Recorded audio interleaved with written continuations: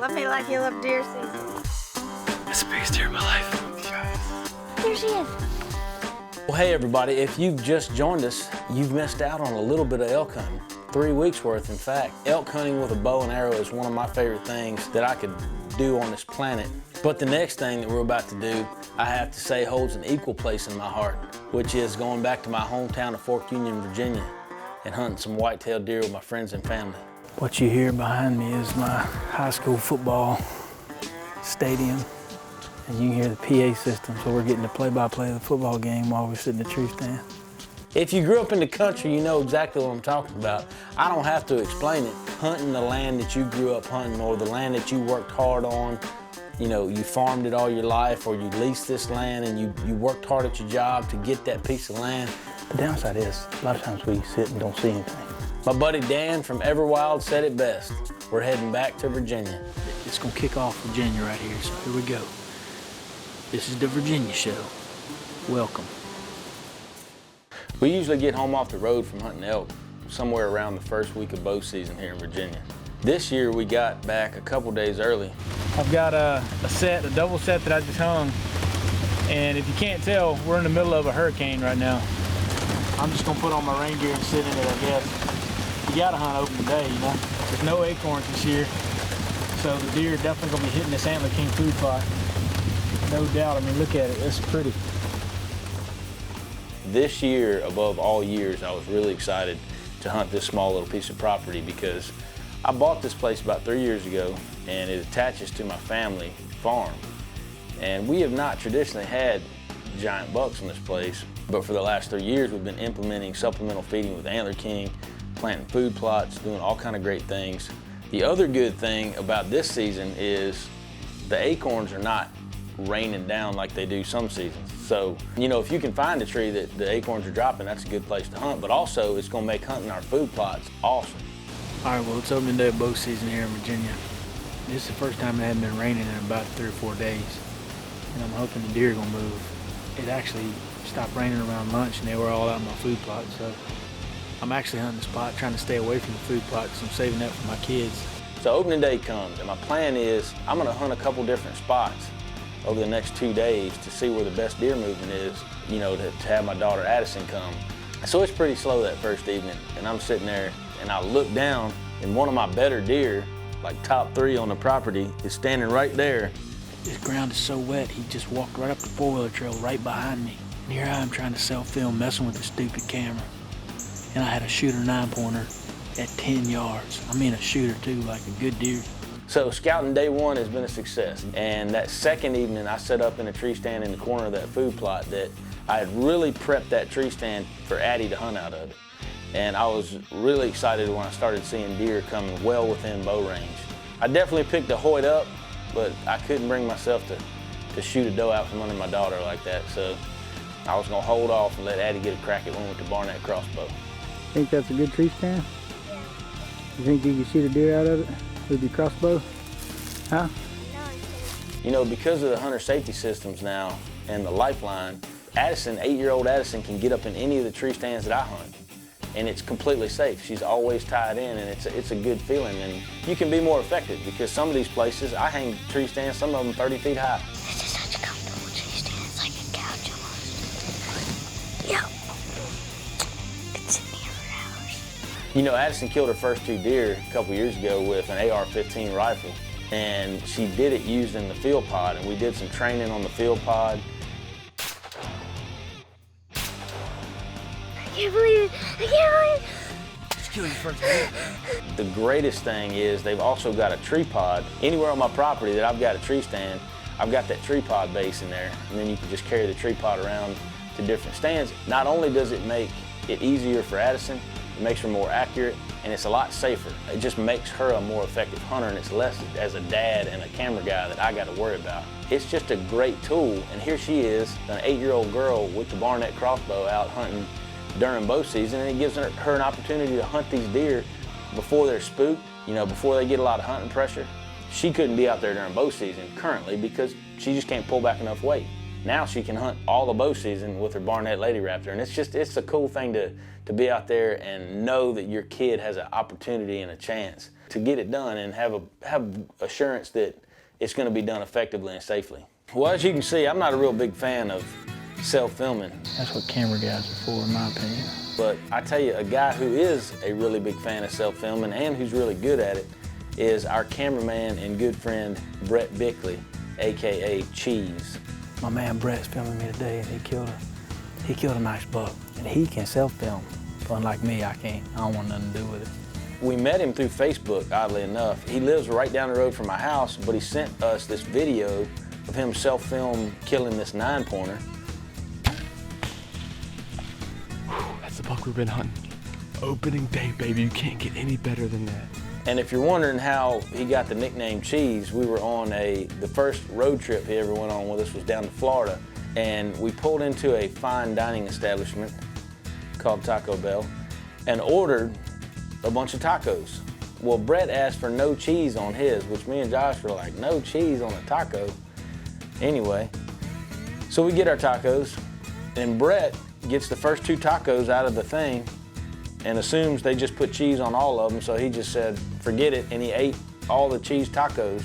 Meanwhile, me and Josh are digging for our tacos, and we have to eat cheeseless tacos. So for the rest of the week, he was cheese, and it just kind of stuck. But wouldn't you know it, Brett goes home, and one evening he slips out by himself to do a little self-filming, and he gets him another good deer on video.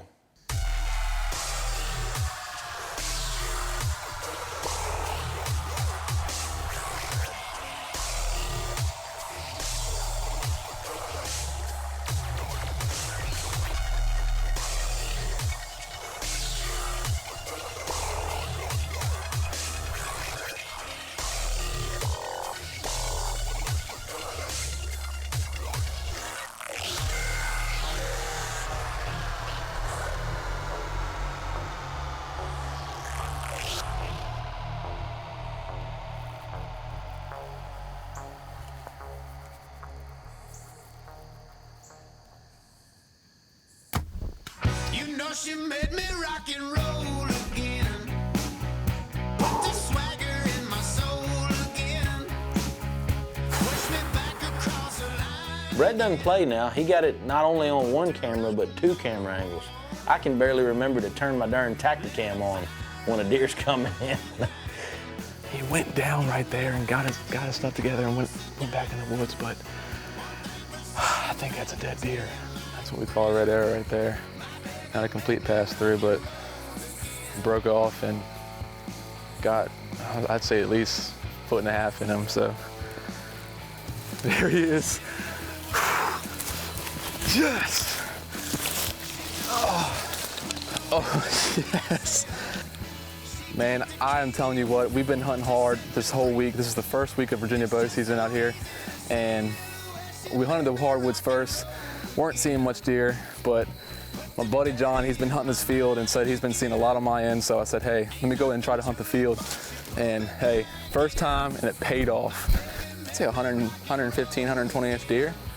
I mean, no Pope and Young, but I'm happy with them.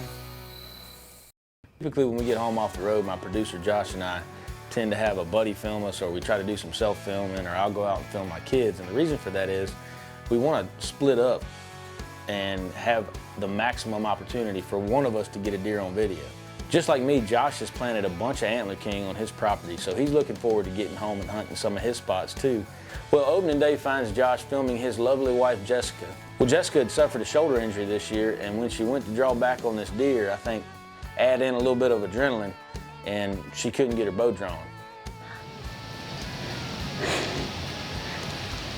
I injured myself earlier, and I can't turn my neck. I couldn't pull my bow back because my neck muscles are so messed up. Well, the next evening, Josh got our buddy Joey to film him in the same food plot. Antler King hooked it up this year, and we loaded this place up with just about everything they had to offer for all different times of the year. So there's not many acorns this year. Only the red oaks are dropping a little bit, just here and there. So looking forward to hunting over these Antler King plots this year. Should be dynamite. We've been getting a good buck on the wild game. My camera's actually just right behind me right there. And I've got in Virginia we call him a 10. He'd be an 8 in most places, but he's for sure 130 inch, at least a puppy young deer, so. Are you implying we don't know how to count in Virginia? And here comes that big old 8 walking into the clover. The buck that we were out here after just walked all the way across that field, probably 250 yards. He was calm and feeding at 52 yards, and I was just taking my time, hoping he was going to feed a little closer. Only thing I can think is that he smelled. We walked right by there. He must have just got a little whiff of our boots. And he didn't spook. He just kind of turned around and went the other way. It's just like every big buck does. He had a sixth sense. Somehow he knew not to come this way. Man, to see him that close was freaking exciting. I'm pumped. Probably could have taken the shot right there. Didn't really want to push it. That was a good decision because the deer looked like he was going to come right to him. But after that, that deer's name was 52. That's how he got his name. Well, the next day, Josh and Jessica head out, and this time, she's not taking any chances. So she carried the Barnett crossbow with her.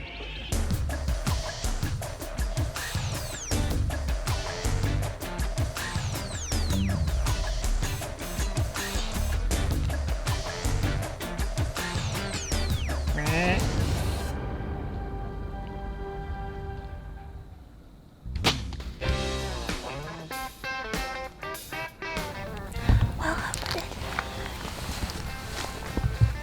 I got it untucked again. You did? I turned it on. And apparently, along with chances, she's not taking any prisoners either. This is what we call a red arrow. There she is. Did you know? Why don't you ever tell me? All right, here she is. We just found her. I am super excited. It is not the big 6 or the big 8 that we've been after, but it's meat in the freezer, and that's all that matters at the end of the day. That same week, Josh got a trail camera picture of that good buck 52 on the neighbor's property. So he called up Brett, and they were gonna head in there and hopefully get a shot at this big buck. We're back here, this farm in Powhatan, still chasing buck I call 52 because I had him at 52 yards opening Monday. Crazy thing is, he's been across the road since August, and then this week I've gotten 52 on this particular farm. I just moved this set yesterday. Got a red oak right here dropping acorns. There's not much food this year, so there's a ridge right here and a big bean field out behind me, so in theory they should be coming out of the beans and then maybe hitting these acorns on the way back to bed. Josh and Brett had a couple does work in, and Josh was just about to shoot a doe when they heard something crashing through the woods. Buck, Jason, buck right here, right here. Straight behind that dead tree.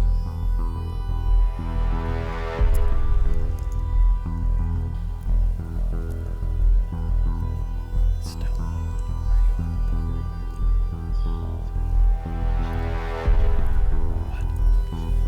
What?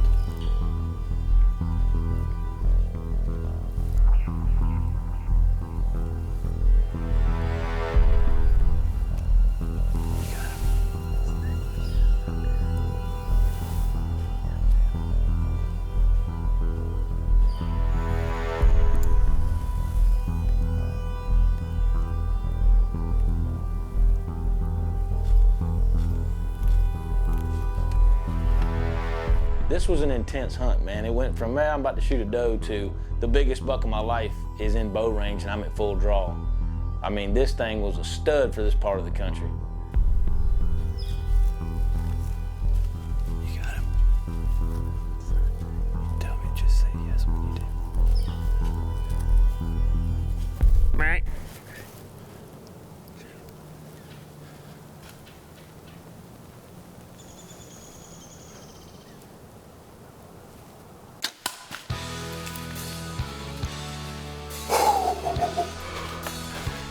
That's the big 9. 1/4 and 2. Oh, let me put another one in him. When Josh let the string down on the Hoyt, that deer dropped like a 308 hit him. That is the big time. There was a limb dead over his vitals where I stopped him. Show me something real. Let me hold it in the palm of my hand. That's the biggest deer of my life. I just shot the biggest deer of my life. I haven't got a picture of that deer in a month.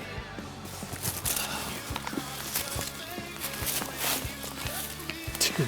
I'm so grateful. This is a deer we called Stonewall. I mean, just for Virginia, he's got crazy mass, split brow. He's got this cool 9th crab claw point that looked like it broke in velvet or something, kind of leaned forward, knotted up. Hole in the horn right there, which I think is just super cool. I love character like that. But man, this in Virginia does not happen, but once in 25 years, apparently.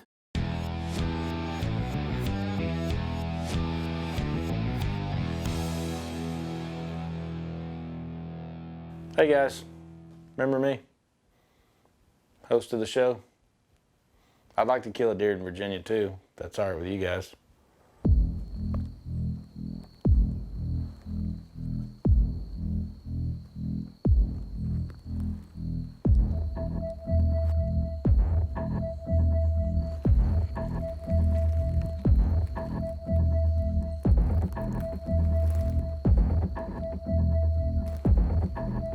If you don't believe deer in the South are spooky, all I did was clip my release on. I moved my hand 3 inches, 20 feet in the air, and this doe looked right up at us.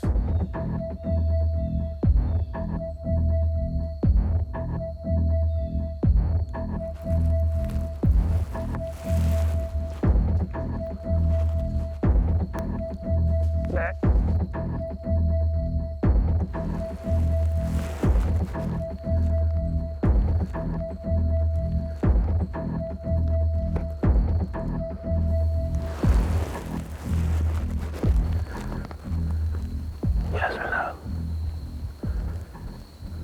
Okay.